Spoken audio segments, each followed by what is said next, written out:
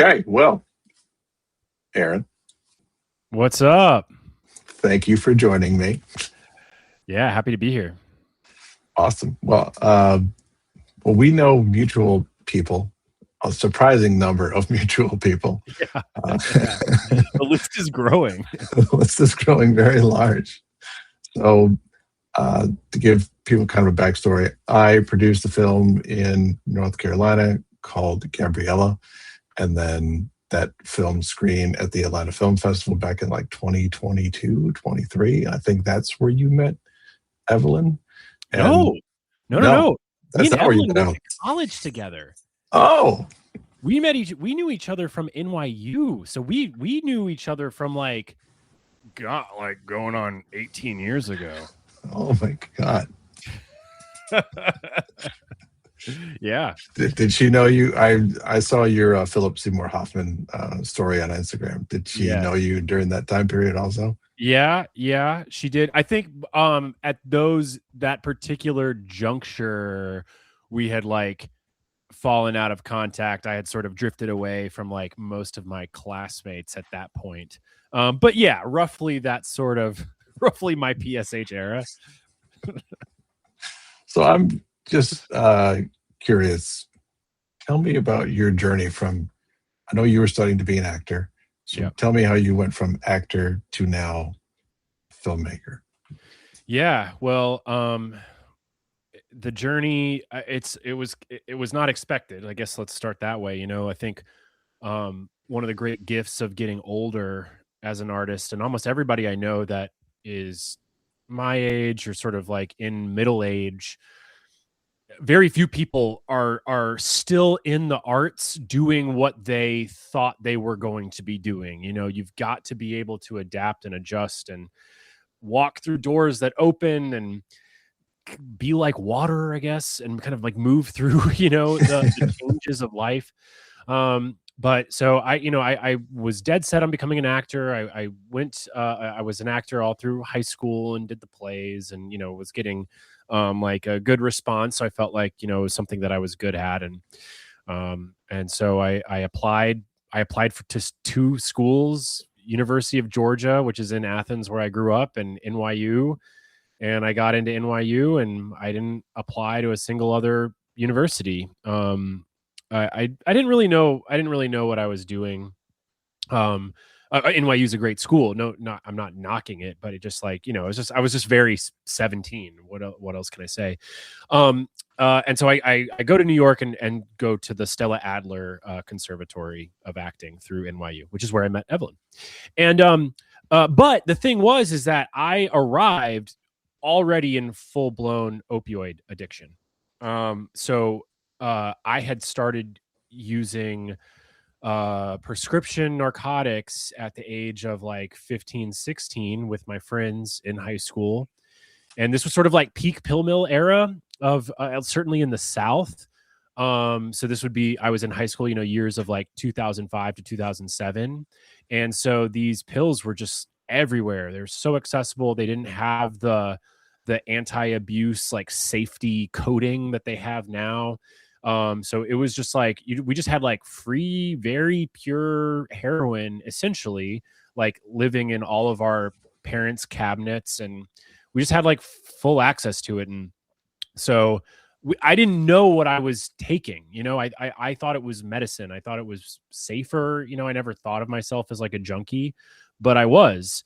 And so by the time I arrived to college, I was already struggling with severe problems with substance abuse. Again, I was not consciously aware of it. I mean, that's the crazy thing about addiction, is like I was, focused on other problems that I had.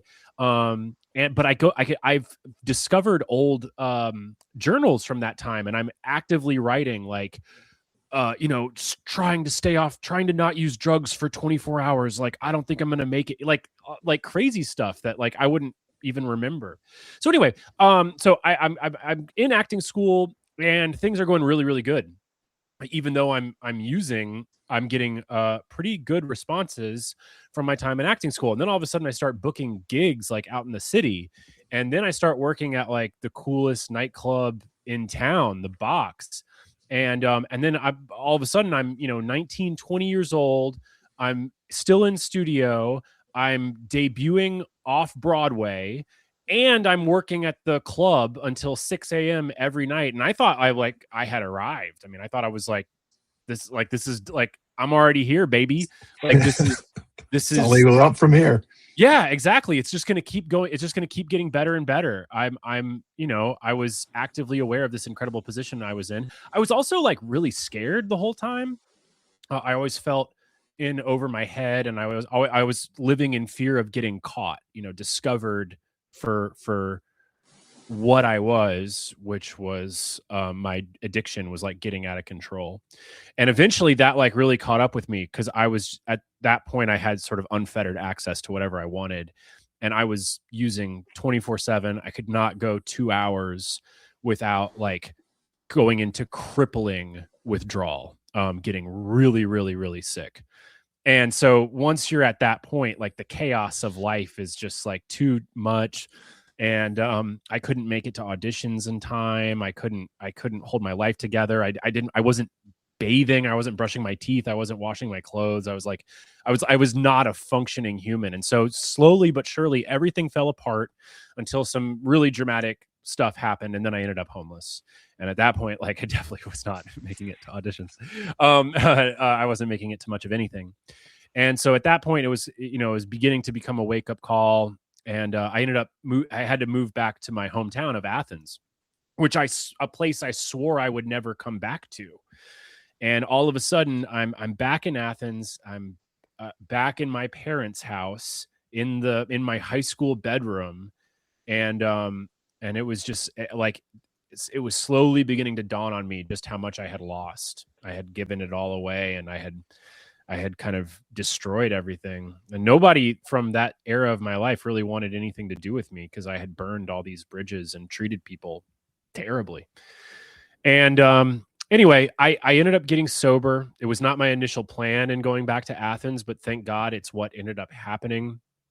And in sobriety, I started trying to look for ways to make sense of what had happened to me. I had completely lost the through line of my life. I could not explain how I had gone from this place of oh, I think I'm about to make it, to actually I'm back in my parents' house and I need a job and I'm working at a grocery store and I've ruined all my relationships. I could not figure it out for the life of me. And so I went to my local video store, which we still had them back then. This was in 2013.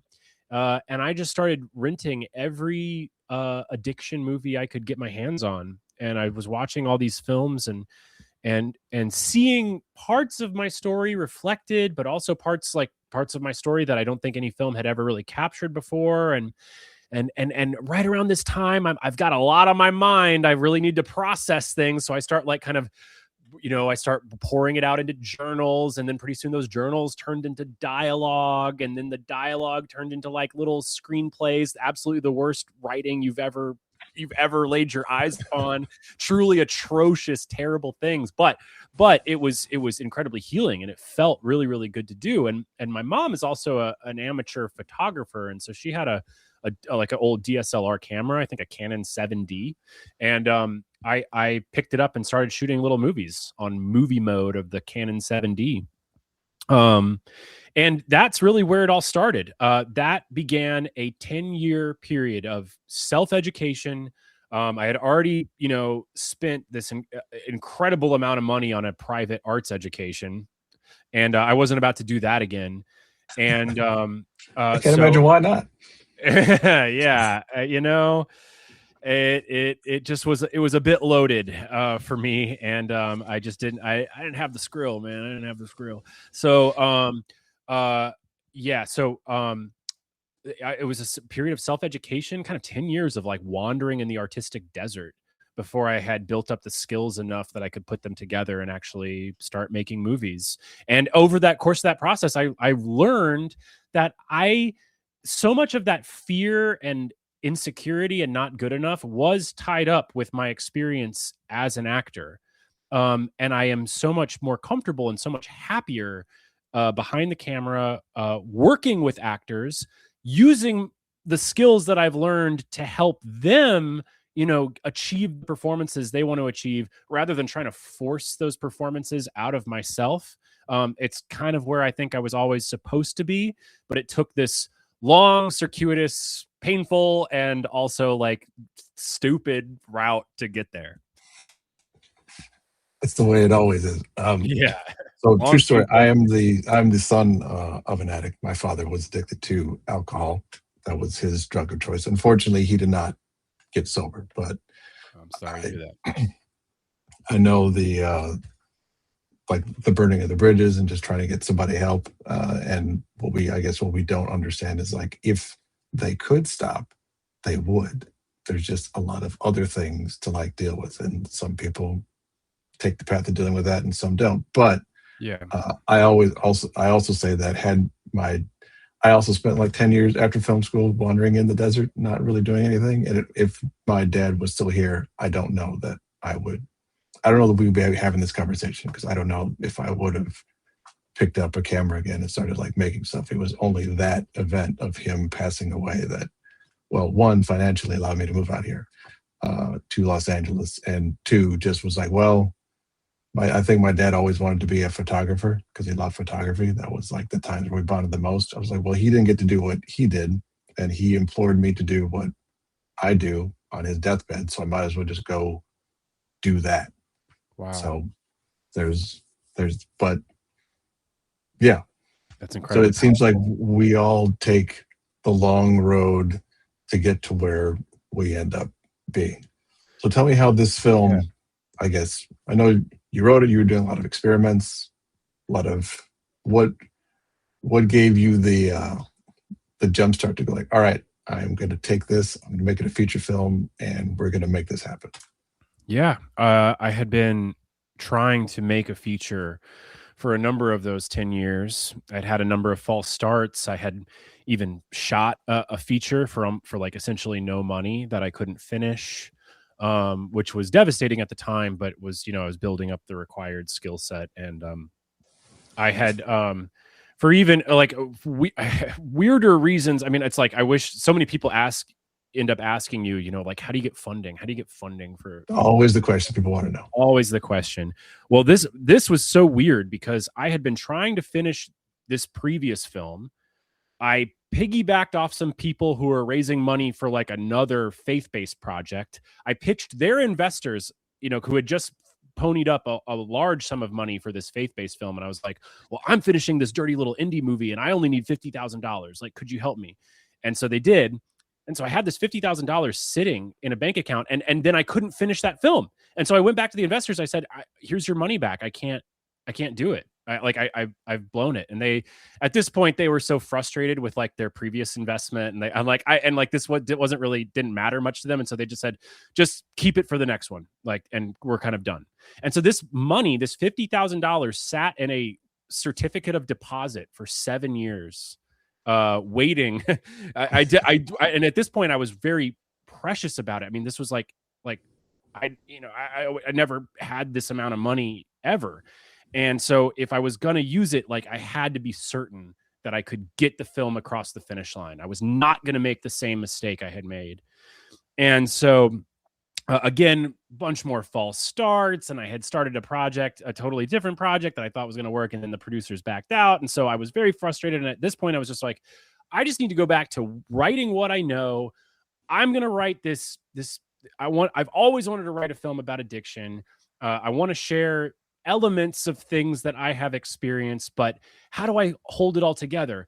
Well, it finally dawned on me that I had to rely on a different genre than just an addiction story. Because the truth is that drug addicts are like really boring narratively, like on the whole, because like to make good drama, characters have to change internally. And that's like the core issue of addiction is like, you don't change. You just enter this space of spiritual stasis and non-development. And then it pigeonholes you potentially in terms of what you can do with a drug narrative, because it's like, well, what can you do? That you either die or you get sober. And it can really force you into sort of cliches. I didn't want to do that. The way to save that, and I didn't invent this, like this is present in plenty of other great stories, is to utilize a different genre to tell your drug or addiction narrative. In this case, it was a love story. I was going to tell a love story between these two people. It's their relationship that we are following throughout the course of events, and the drugs are merely part of the obstacle and the antagonistic energy. It also introduces some ticking clocks and some other kind of fun, dramatic elements into the flow. But structurally, this is going to adhere to a love story. And once I decided upon that, everything happened very, very quickly. Within a couple weeks, I had written a one-page beat sheet treatment. I started sharing it with a few people, and it felt good to tell the story. I quickly expanded it to a 10-page treatment, and things were just kind of flowing. And a guy who I'd only met once before just said, "Hey, I'll come on and help you with this as a producer." His name's Jonathan Walls. And he came on, and we started casting actors off of that 10-page treatment. I knew I wanted actors who were willing to undergo a long rehearsal process, discover these characters collaboratively. And so I'd never met these two actors before. Millie Rose Evans submitted off of Actors Access. Brent Michaels submitted off of Backstage. They went through a 3-round casting process. They were incredible, and they had incredible chemistry together. And pretty soon they were coming over to my living room once or twice a week for 4 months as we sort of hammered out the script, and we're sort of picking and choosing what scenes worked and what scenes didn't. And so, yeah, the process moved pretty quickly and organically from there. And the biggest thing, the reason why I kept putting one foot in front of the other is just that, like, I just knew what I was trying to say. I had an ending. I never wavered on the ending. It was the ending I saw in my mind from the very first beat sheet, and it's the ending that you see on screen today. And so, yeah, and then it was just about trying to invite as many people as possible to lend their own artistic voice into this process. I always want to work as collaboratively as possible, and it was a real joy to do so. I think something you said there is important for answering that question of, like, how do I get funding? Because the way that you got it, and the way that also that I got, is I had a previous relationship with somebody who had access to that money. And it always comes down to, like, building relationships. I think, especially earlier in our careers, it's like, how do I get funding? How do I, like, find the stranger with a ton of money and, like, convince them to, like, hand it over? But it's like, no, you just find somebody who you know, and they like you, and they know somebody, or maybe they have the money, and they're like, here it is. Yeah. Yeah. I mean, it's crazy. I wish that was repeatable, at least like with this particular relationship. God bless them, but I think they're out of the film business for good. And yeah, it's if only it were so simple. But it's the thing that defines everybody who's working their life. Certainly, if you're at all on any level in the independent space, everybody needs money all the time. Yeah. Somebody once told me, like, no matter how much money you have, you will spend it, and it will not be enough ever. Yeah. If it's like $75,000 or it's $75 million, it's like, oh man, if only we had 10 million more, then we can do this, but you can't. Yep. Yeah, it's crazy. So coming from being an actor and now being a director, what are the things that you've learned being an actor that you can now use to get your actors to the places where you want them to go? Yeah. I think that being an actor is so vulnerable. It's really scary. Actors can get a kind of bad reputation at times. Some people are sort of prejudiced against them. Some people are scared of them. But most of what an actor is doing is usually based on this just incredible vulnerability, and every different actor handles that vulnerability differently. Some people are very comfortable with it and have somehow integrated it into their lives, but many are still somewhat struggle with just how vulnerable it is to have your face forward, in a given project. And so I think the first and foremost thing that I try to keep in mind is being really empathetic to how vulnerable and scary it is to be an actor. Letting them know at every step of the process that their safety and their just care, is top of mind. I never want an actor doing anything that would put themselves or their partner in jeopardy. And sometimes that also means, there's also limits to what you as a director can do to to bring that into fruition just on your own, because there is a power dynamic at play. So for Withdrawal, which like we had not only like drug using elements and addiction elements, but intimacy elements, from the very beginning, I was really happy to bring on an intimacy and mental health coordinator named Christina Arjona, who's just amazing. And she not only met privately with both of the actors, she was able to come to some rehearsals, and then she was present on set during all of our intimacy elements. And as I always say, like working with an intimacy coordinator is a real joy, and it's something that I really highly recommend. They're not the sex police. They're not there to like limit intimacy. Like their job is literally built on intimacy. They're not trying to limit it. But what they are doing is it's just another director in the room that's helping tell the story, helping those intimacy elements, not only like thrive narratively, but then for the actors to feel safe and comfortable to perform them. And I think that relationship between all four of us, and maybe five of us, I'll include our cinematographer Emily as well, and the way that we all were able to work together to create those really intimate shoots that were on closed sets was really wonderful. But then even dealing with non-intimacy elements, any element that an actor is being asked to do is usually they just need help relaxing. I joke that most of I can run my mouth in circles around direction, but it usually boils down to like just breathe. And so but every actor is different, and you have to be really you have to try to be really intuitive and suss out what do they need in order to relax. Relaxation is the key to great performance, and every actor is different on how they get there. So if you were to give advice towards directors on how to get their actors to relax, but just advice that you think more filmmakers who are directors but aren't necessarily actors could take to help their actors, what advice would that be? Very often, if an actor is giving a performance that is ringing untrue, it's just something about it feels a little off.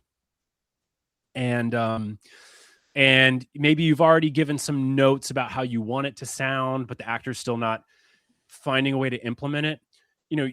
Usually they are holding some tension somewhere in their body.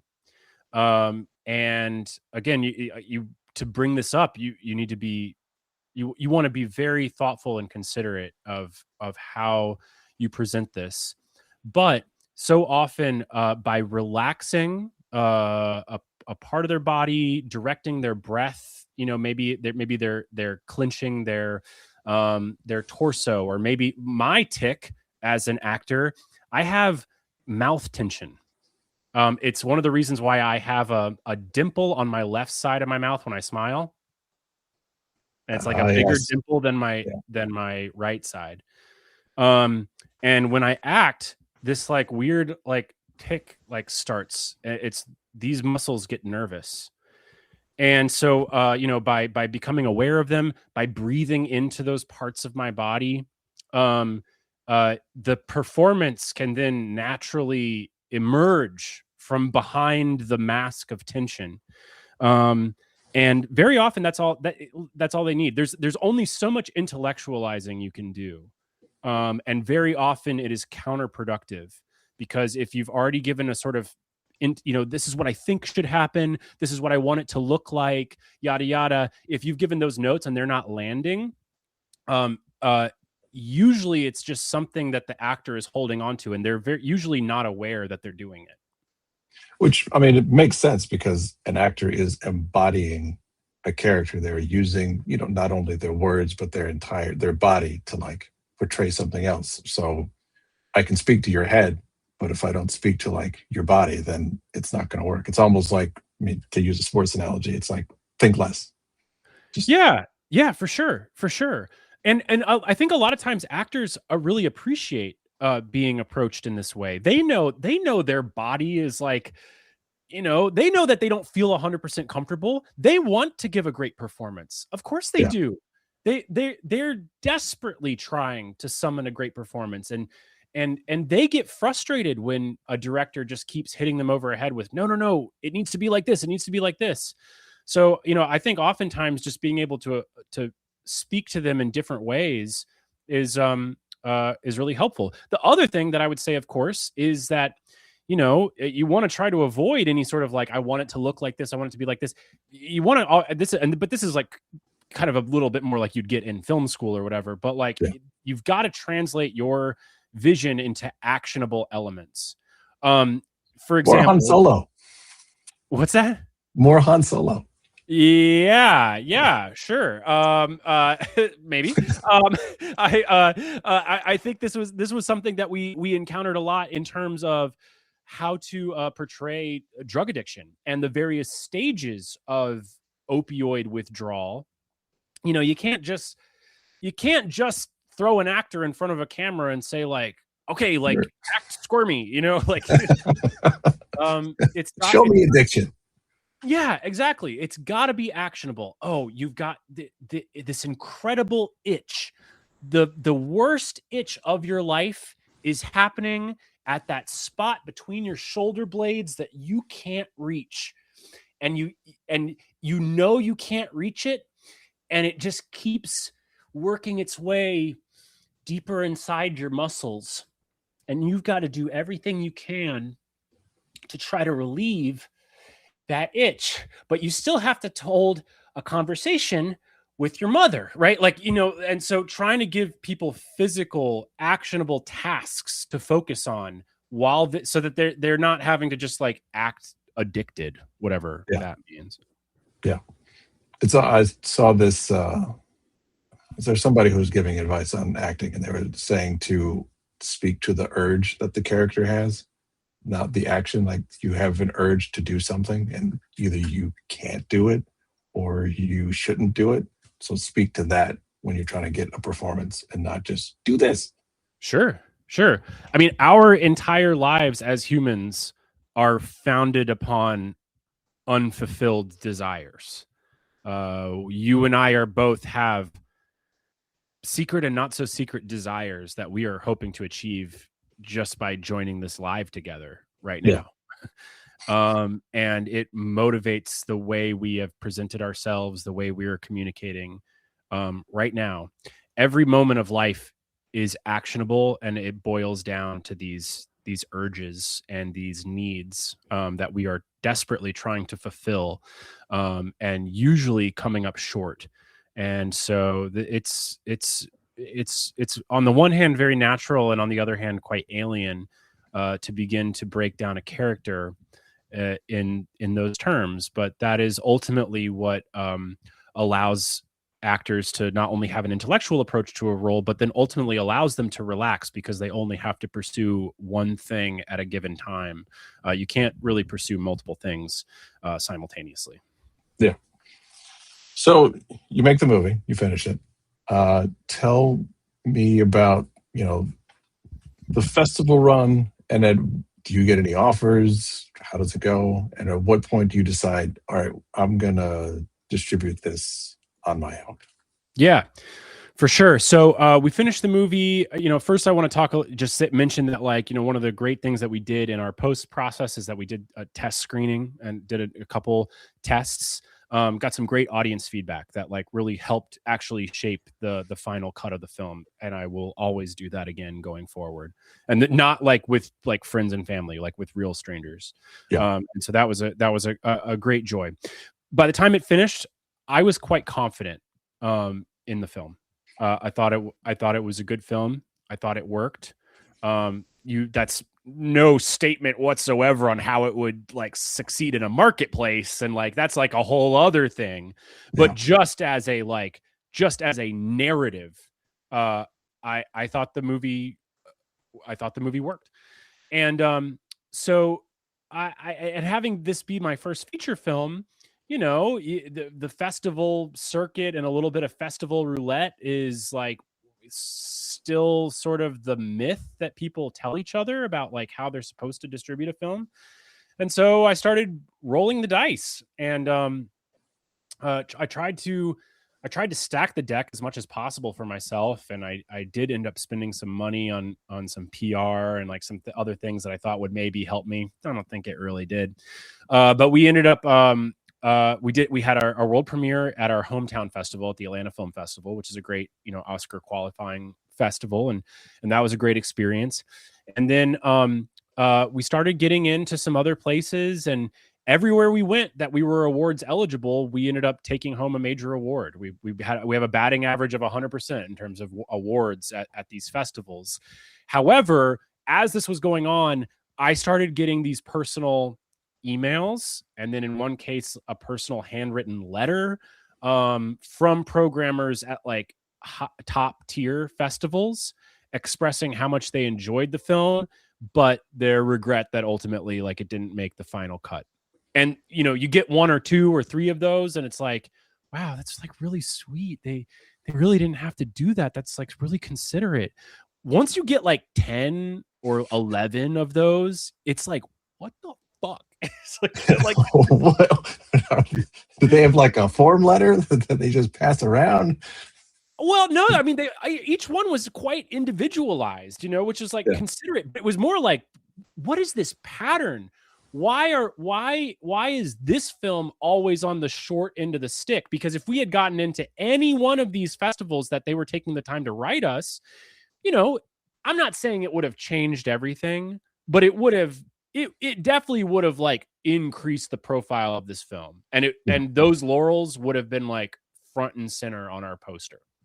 And so you have all these near misses, but then you begin to think of it as like, well, this actually seems like on a system-wide level, a film like this cannot find a home in these other festivals. And I do think it speaks to the limitations of the film festival system. I still think film festivals serve a role in the modern film economy, but it's not what they were founded upon. The festivals were, most of these festivals are founded, in the 80s and then into the 90s under the promise of discovery and then pushing to market new stories, right, from sort of undiscovered filmmakers. But most of these entities are struggling to survive financially, and they have done exactly the same thing that Hollywood has done, which is like they are relying on like known commodities that their audience will show out for and that they will sell tickets for, and that scarcity does not allow them to fulfill that core mission. And so when you have a small film made for $60,000, all in with no recognizable name talent, most of that talent was based here in Georgia, then it's really limiting in terms of who will program you. So even though we were only about 6-7 months into our festival journey, we could have kept going for at least another year or so. I was like, man, I think we've hit our ceiling here. Like, I think we're done. I would like to pull the plug on this as quickly as possible, even though we still had like outstanding, acceptance decisions. And I wanted to get into the marketplace as quickly as possible. Now, because we did have like a pretty good festival run, yes, we were approached by sort of the array of mostly mid-tier distributors. We'll put it on Amazon. No minimum guarantee. Your money. They will take your. They will. Here's what everyone's offer is. They will take your exclusivity, your exclusive rights. They will put it on Amazon and like Tubi maybe, and then they will charge you for their extreme marketing efforts, guaranteeing that you will never see a dime of the revenue coming from your film. Their marketing efforts will usually be like a post on Instagram, and that's it. And then they will never do another thing. And so you are left with the horrible problem of do I keep marketing my film to get people to see it when I will never be able to profit from it? And that sucks. And some of these companies have the gall and the audacity to actually try to charge filmmakers for this great honor. So that was an automatic no. I don't know everything, but I certainly knew enough to not say yes to that. And the other thing is that I run repertory screenings here in Georgia. So I do at this point, I do 2 repertory screenings a month where I'm programming usually older movies in independent cinemas across northern Georgia. I travel, I do a little live show, I do a little historical intros. We'll have special guests, like kind of eventized repertory stuff. So I'm already in the flow of like marketing these shows. I'm making custom posters, I'm making custom t-shirts, I'm marketing them on Instagram. I'm like doing the whole thing. I'm steeped with getting butts in seats. So I was excited to roll over that skill set to my own film, and also knowing that like I had at least an audience here in Northeast Georgia that I thought would kind of cross over with me. And so that's why I was very excited to begin this roadshow tour process, which I'm still in the middle of. And something, I don't know why I skipped this, but how did you meet our other mutual friend, Emily? Who's your DP? Well, Emily also went to school with me and Evelyn. So we all met each other in the same at NYU. We're all actors. And Emily and I stayed in pretty close contact. She was one of the few people I stayed in touch with even after I got sober, and I ended up doing some work up in DC, which is where she's from, and we would hang out. And she took one of the things that we've always bonded over is she also took a very circuitous, roundabout way to land upon becoming a cinematographer. And I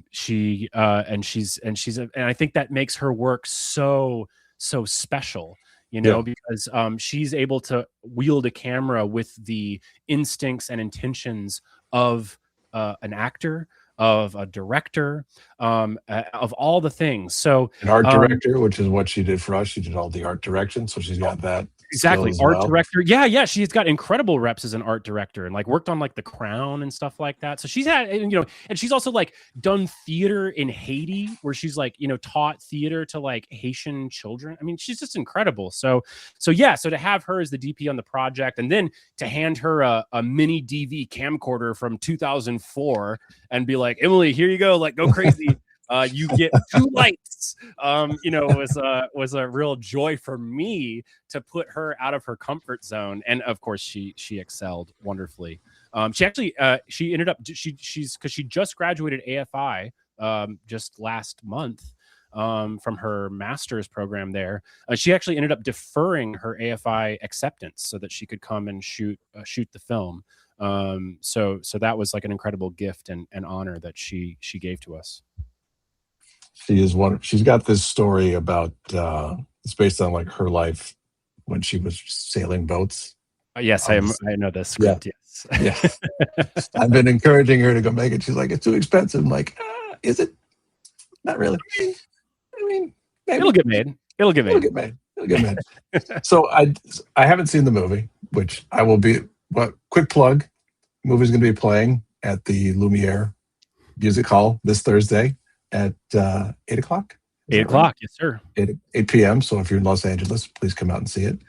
It'll be my first time seeing it, but I have heard that there's like a lot of mixing of formats. So I'm curious where that came from and how you were able to execute that beyond just giving Emily like, here's 3 cameras. Go crazy. Yeah. Well, you never, ever want to make a choice like that, like a superficial kind of choice for superficial reasons, right? So we ended up using, but when all was said and done, we used like 4 or 5 different cameras on this film. It started with just one. The original idea was, this is a movie about 2 heroin addicts trapped in a house together. They have to survive withdrawal for 24 hours in order to get on Suboxone. And this trial is going to test the very core of their relationship. That was the idea. That's always been the idea. So when you're shooting a gritty idea like that and you don't have a lot of money, it seemed very natural to me to shoot that on a mini DV camcorder. Mini DV is what I grew up playing with. I am a huge fan of Dogma 95 cinema, Lars von Trier, Thomas Vinterberg, Anthony Dodd Mantle. Like, those guys are heroes to me. And then Mini DV has this incredible dual quality. It is at once incredibly intimate, yet it is also slightly distancing. You know, that feeling when you're watching somebody else's home movies and it's like, I'm there, but like I'm floating above it in a weird way, in a sort of liminal way, to use a common Gen Z parlance. But that's what being on heroin feels like. Like, you're incredibly present and yet like sort of like on the moon, watching the world through a telescope. And so Mini DV has that. I felt very justified with that choice. But as we dug deeper, you know, this story has flashback elements. Again, never would set out to write flashback elements into a story, but the truth of heroin withdrawal, as I know from much firsthand experience, is that you spend most of your time curled up on the floor, suffering terrible pain, going through your memories, going, Jesus Christ, how did I get here? And it's not like you're consciously going through your memories. Your memories are like bubbling up. You know, it's like you can't help it because these are all the things that you've repressed with the drugs over time. And so you've tried to force all these things down, and now all of a sudden they come rearing back with this vengeance, and they torture you as you are going through this terrible, terrible experience. And so memory is a key organic truth of the withdrawal experience. So we knew we had to have that. But once we made that decision, it was like, well, we're going to have this flashback structure. Their memories are not objective. They are subjective. They are going into the way they would like to remember them. Their memories are playing out as if they were more of a movie than lived reality. So that sort of lent itself, well, why don't we shoot them as such? So we ended up shooting those memories on Emily's Blackmagic Ursa 4.6K, paired with my Contact Zeiss Prime lens set. And so they have this wonderful cinematic quality to them. We also cropped them into a 2:3 aspect ratio. Again, just giving a little nod to like, this is in their minds, this is cinema, right? But it also, that aspect ratio shift helps orient the audience as we are doing these unannounced time jumps, which, by the way, are also in a nonlinear chronological order. So all those things kind of are risks, I guess. It's cool when people come up and they're like, hey, like, you took so many risks with the storytelling of this film and they really, really worked. I guess that's true. In the moment, as we were making these decisions, we felt very, very justified in all of them. Beyond that, Emily had just purchased a 16 millimeter camera, and she came down and we went in on a couple rolls together. So we shot out, we spit out some rolls of 16 that a couple shots made it into the film, and then we also had to use a digital 8 handy cam, such as this, a Sony TRV 820, because it has the native night shot. The old digital 8 night vision, which I did not want to replicate in some like stupid LUT or whatever. No. I had multiple I had two post-production houses that I was talking to early on as we were going through this film, and they were like, no, you don't need to shoot this on Mini DV, you don't need to shoot this on tape, we're gonna build you a great LUT. I don't know why I always go into Trump. It's gonna be the best LUT ever existed. Yeah, it's an incredible LUT. Which obviously, like, I did not hire those post houses. So yeah, you know, it's fun to make these kind of choices. Look, you're making a feature for $60,000. Take some fucking swings, for God's sake. But you know, again, it's those swings need to be. You never want to swing for swing's sake. It's got to be organically rooted in the truth of the characters, and that's what we try. You can't just say like, this would be cool. If it look like, there has to be an intention behind it. I think audiences will buy it if there's like, oh, this is why. Okay, I get it. Yeah. So you're still on the tour. Yeah. How has? Well, tell us how it's been going. I know it's been like, you know, sometimes it's great, and sometimes it's like, oh my God, we gotta scrounge up this audience and get them into this theater. Yeah. I mean, on the whole, it's been really really great. So we started off. I mean, we kind of had a great runway because we started off with 2 week-long runs at our home theaters here at the Plaza in Atlanta and at Cine in Athens, Georgia. And both went really really well. We were the number one new release in both theaters for the week. Brought in a really good profit revenue, and we're able to put all those scores. We're able to be tracked on ComScore, so that other theaters could go and look at some of the numbers that we were doing. From there, we've had some incredible shows. Started off at the Babylon Kino, a wonderful micro cinema in Columbia, South Carolina. We've gone out to the Frida in Orange County, a theater that I've always dreamed of going to. And it was so cool to go out and play there. I mean, their programming is just really like second to none. And then also an incredible packed house in Philadelphia, at Philomoka, which was really really cool. That and you know, the thing with this tour is that it's so humbling because it is so hard to get people to take a risk on a film that they've never heard about before. This is all about how do we connect with audiences in organic ways. The social media is good, and I certainly hit it as hard as I possibly can. But you cannot convert just social media followers into ticket holders. You've got to find other ways. You have to connect with local communities. You have to tap into those communities, find people that believe in your vision, and then are willing to tell their friends and tell their communities. And so it's a tremendous amount of work. I knew it would be a lot of work going in. I don't think I quite realized like just how much of my daily life would be spent researching, talking to, coordinating with all these different people across the country. It's like it's both the best and worst of it, because like on the one hand it's hard as shit, but on the other hand, like I get to meet all these incredible people, and it fills me with so much hope for cinema and for the future. The hunger to see new stories, to engage with stories that are rooted in truth and artists like really trying to say something beyond just like give me your money, is really really cool. And so and I do think I also look to the future of that. These are networks and communities that I can build upon as a career, that I can go to with the next film. Now, I will say the most important thing though is that wherever you go, and the thing that I've tried, like when we talk about non-D filmmaking, right? This movement of non-dependent cinema, I see it as this potentially beautiful network of mutual aid spreading out across the world as filmmakers help filmmakers make the next movie. And so when you're connecting with audiences, it cannot be as shallow as just like, hey, come support me. Like it's all about me. Yeah. Well, nice to meet you. But like, could you get your friends to buy some tickets? Right? It's got to be, what can I do for you? How can I help you?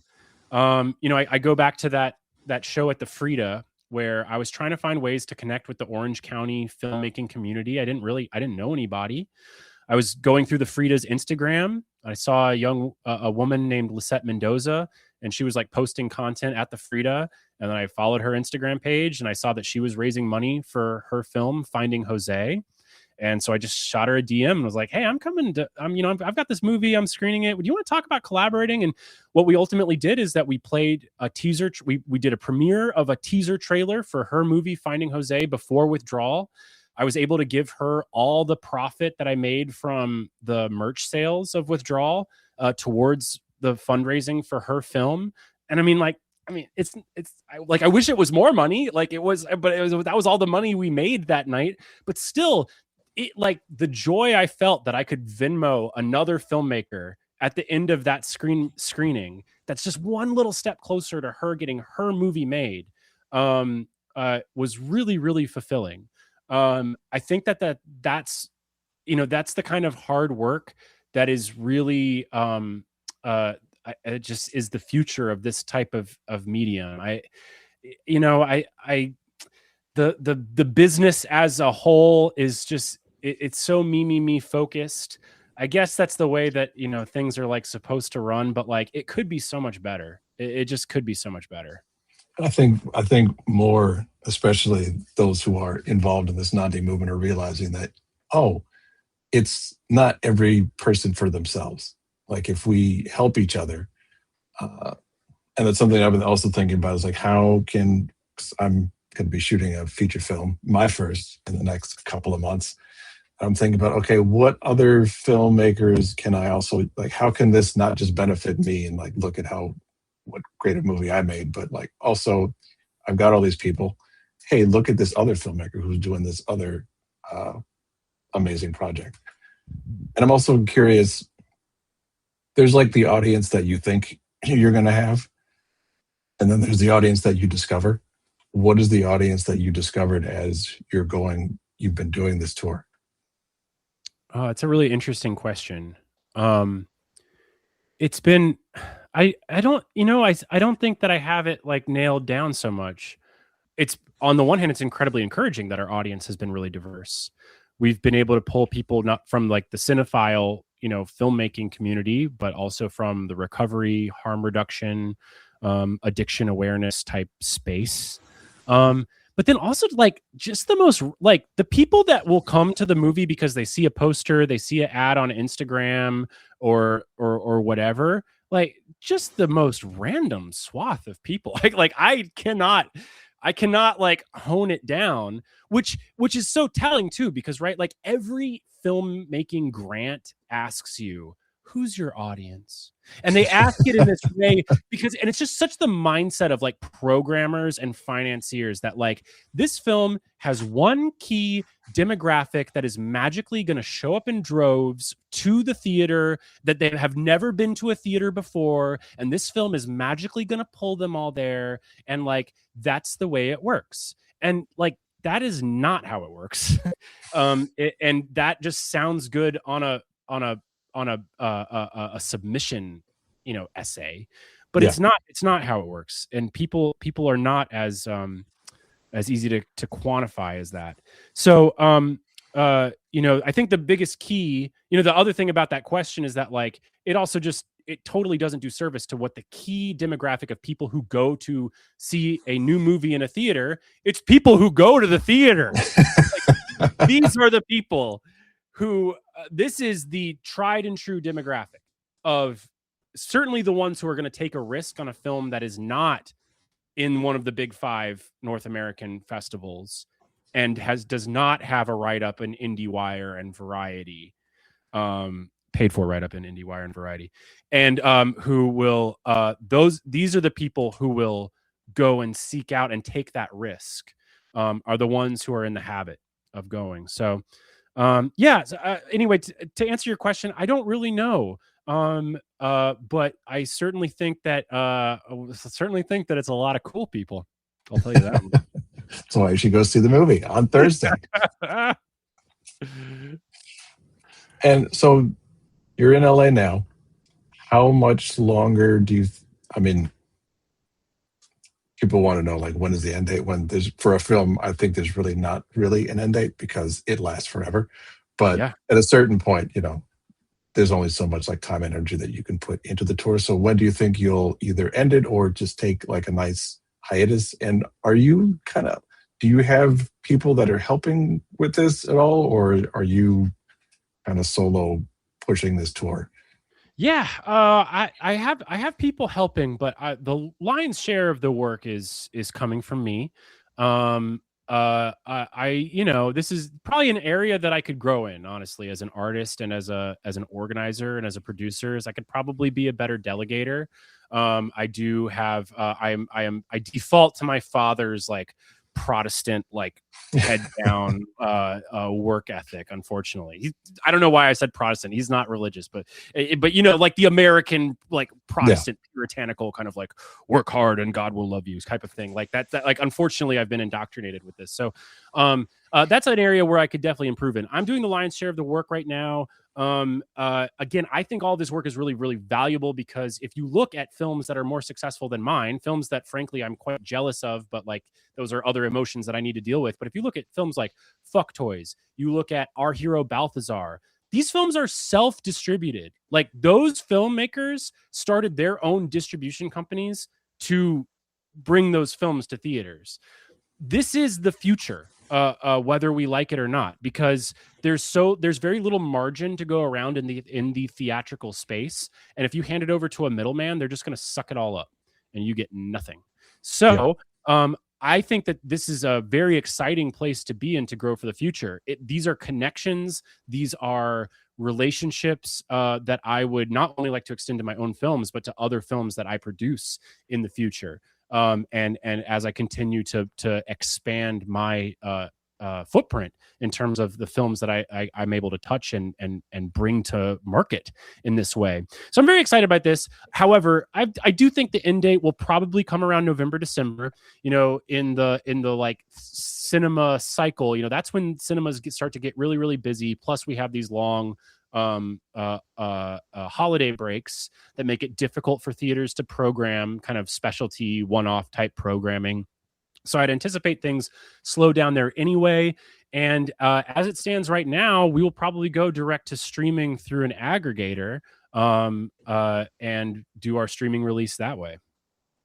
Which makes sense. I've been kind of looking at film as more of, I akin it to gardening. There's like seasons that you go through, and right now you're in that, like, you're literally in the summer season. Like it's summertime, the film is going out. You're trying to get as many people like in person as possible. Yeah, and these tomatoes is ripe, bro. We gotta harvest them. But eventually, there's going to be like a slowdown period, and that's when you're going to go to digital release. Yeah, that's when I'll get really depressed. I'll have seasonal affective disorder. I'll gain another 20 pounds and not go outside for 2 months. My wife's been telling me, she's like, as soon as this film releases digitally, can you do a month break from social media? She's so sick of me looking at my phone. Because at this point, bro, like, dude, it's kind of crazy because like this is working. So like, look, like I am very transparent about my ticket sales on Substack. If you want to know everything about like how to get people out to a show and what actual results are, just go to Broke, Sober, and Non-D. I try to be as transparent as possible. But the effect of all this stuff is working. I get 3 to 4 DMs a day from people asking to see this movie, which is kind of crazy. And people from all over the world are asking to see this. And like, when is it going to be available in streaming? Are you coming to Poland? Are you coming to Greece? Like, which is an incredible honor. But that is the direct result of doing this type of release. Like it creates interest and people want to know about it. So anyway, but of course I spend like all my day, like, you know, I'm like replying to these people. I'm like booking other theaters, you know, I'm doing the whole like distributor thing. So yeah, my wife's very eager for me to like do like a month Instagram break. I don't know if I can do it. I'm gonna be honest. I don't know if I can do it. We look at nothing at all. Yeah, nothing. Yeah.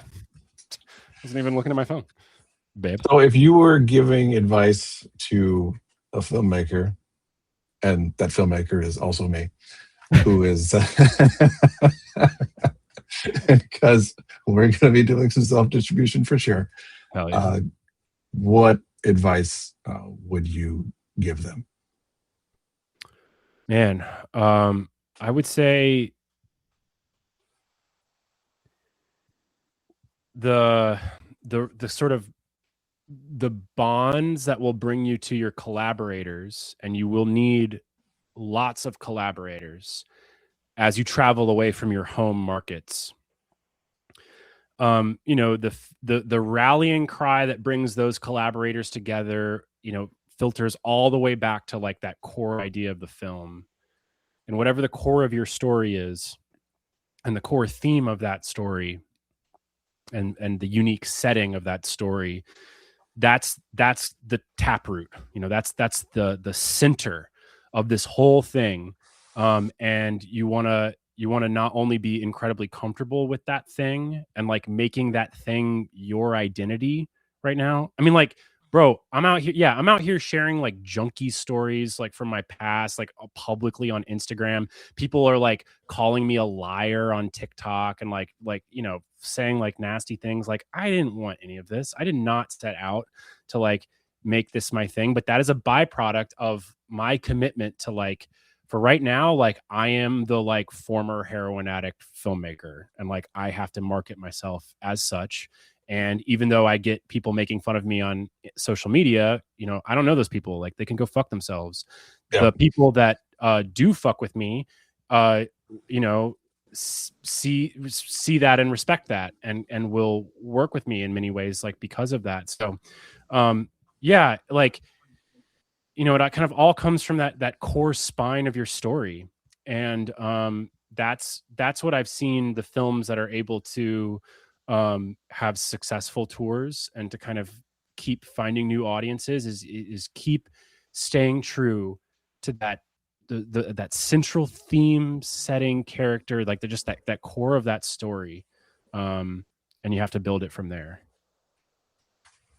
Well, I'm going to take that advice and run with it. And I hope everybody else takes that advice and runs with it as well. I do want to ask anybody in the chat to throw out questions if they have them. And I also have one. Can you go a little bit over? I know we're at an hour. All right. I got, well, two more questions. And they're kind of linked. One is, you know, marketing is expensive. And so did you budget for that? Or is it kind of just like coming in piecemeal from, you know, we have so many amount of ticket sales and then we just allocate a little bit of that to like more marketing. And also because it's expensive, we got to eat. So how are you surviving and feeding yourself outside of this movie? Yeah, I definitely did not budget for marketing. I mean, we had like a few $1,000s from our crowdfunding campaign, but that's long gone. I mean, that was gone a year ago. So yeah, no additional marketing budget. I will say we've really not spent that much money on marketing. I spend about $100 to $150 on Meta ads, like per stop. But outside of that, like it's not a whole lot. I try to rely on more like our community partners as a way of getting the film in front of people, the theaters when they cooperate, and the and that way of sort of spreading the word. So yeah, you can definitely do this while keeping your marketing costs low. My travel costs are like way higher than marketing costs. Yeah. And I'm honestly just trusting that like by the time we get to the end of the year, I'll be able to deduct so much of that on our taxes that it will like make some financial sense. As of right now, we are barely profitable. We are profitable by like maybe $1,000, like all total, you know, but it's like, hey, so you're profitable on your first movie. We are profitable. We're not operating in the red right now. And again, like come tax time, I think that's when it will really start to like make a little bit more sense as to like how you could do this over the long term and like do this a second time with another film. And then how am I feeding myself now? Thankfully I have a wife who doesn't work in the arts, first and foremost. That always helps. So shout out to her. Somehow she still wants to be with me, and she's willing to take care of our two small children as I travel. Now, it has also meant that like every time I travel, I try to travel for less than 24 hours. So like when I'm coming to LA on Thursday, I literally fly in like that afternoon and I fly out the next morning as quickly as possible so I can pick the kids up from daycare. So honestly, I mean, like, huge shout out to her. It is what it is. I work multiple jobs. I make money from my repertory screenings that I am still active in doing. I have another freelance job that is like my primary source of income right now. And then I pick up other like little editing side gigs all the time. I've been working with Emory University for about 5 or 6 years. So a steady flow of editing work from there. So yeah, kind of cobbling it together. I did just get offered, and I'm very excited about this. I got my first like director writer for hire offer. Nice. Congratulations. Yeah, thank you. Based on this tour. It's for a horror film that I'm like really really excited to dive into. It's like some like B horror kind of classic stuff, and so I'm pumped for that. So that'll be potentially like another nice source of income. But yeah, man, I'm grinding, bro. The saddest thing about all of this, and I will just put this out there for anybody, because a lot of times cinephiles, like want to become filmmakers and like choose to become filmmakers, or whatever. At this stage of life, I don't get to watch new movies. No. Like I don't get to watch new movies. It No. sucks, bro. Like between the kids and all the other jobs, and I'm basically up until every night 11 to 12 11 p.m. to 12 a.m. Editing and like either making content or whatever, finishing a job or whatever. I just don't watch new movies. I haven't watched a single new movie from this year. So that kind of sucks. Definitely be aware that if like you're a degenerate cinephile who's used to watching like 7 new movies every week, like your movie making habit will definitely hurt your movie watching habit. But on the flip side, I mean, what makes a great movie is life experience. So you're getting lots of life experience, which you could then turn into a movie. True. That's true. We'll see. But, I got vomited on like by my 9-month-old the other week. So that was pretty cinematic, not gonna lie. That's a short film all in itself. It was like a fountain of vomit, bro. Like it was the most vomit I've ever seen a baby produce. And I've had 2. This was truly a tremendous amount of vomit. I mean, there are those midnight screenings at film festivals. I think you got a movie for that. Dude, baby vomit. A short coming to Fantasia Fest soon. So before we go, where can people watch the movie? Not only this screening, but what you got coming up, and where also can people find you? Man, so we got so many screenings coming up. Like we're not even through a third of our scheduled dates on this tour. In August alone, I will be traveling to St. Louis, Missouri, Syracuse, New York, Scottsdale, Arizona, Sedona, Arizona, Toronto, Canada, and Charlotte, North Carolina, and possibly Huntsville, Alabama. We've got upcoming screenings in Austin. We've got upcoming screenings in Durham, North Carolina. We're working on a return to New York City right now. So we've got a ton of great stuff coming down the pike. And you can learn all about that by following us at Withdrawal Film on Instagram or at Withdrawal Film on TikTok. If you don't fuck with Instagram or TikTok, hats off to you. I'm jealous. You can follow me. I'm assuming you're on Substack because you're watching a Substack live. You can follow me at Broke, Sober, and Non-D, where I detail every sort of aspect of this tour in what are hopefully funny, relatable, and readable narrative essays, where I'm trying to document the elements of this that I think will be of use to other filmmakers and other artists in general. All right. And email me the dates or the other place that you're going. Because when you said St. Louis, there's another filmmaker that I know who works in St. Louis who made his first feature film like a couple of years ago. Oh, also. sick. So I'd love to like just get some more asses in seats if I can. Yes, dude, that would be great. I would love to connect with them, and that'll be a really special show too, because our composer for our film lives in St. Louis, and she's going to be playing a live selection of the score prior to the film. That'll be at the Arkaden Theater on August 1st. Awesome. Yeah, send me all the deets, and I'll do what I can.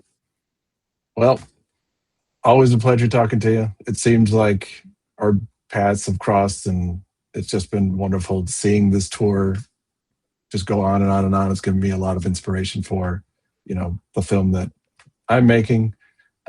And I just love watching people make their own films and shine, and especially seeing Emily in her element. I can't wait to see both you and her this Thursday. And again, if you're not doing anything on Thursday evening, come to the Lumiere Music Hall and watch this great film. It'll be awesome. Thank you so much for having me. It's been great talking to you. No problem.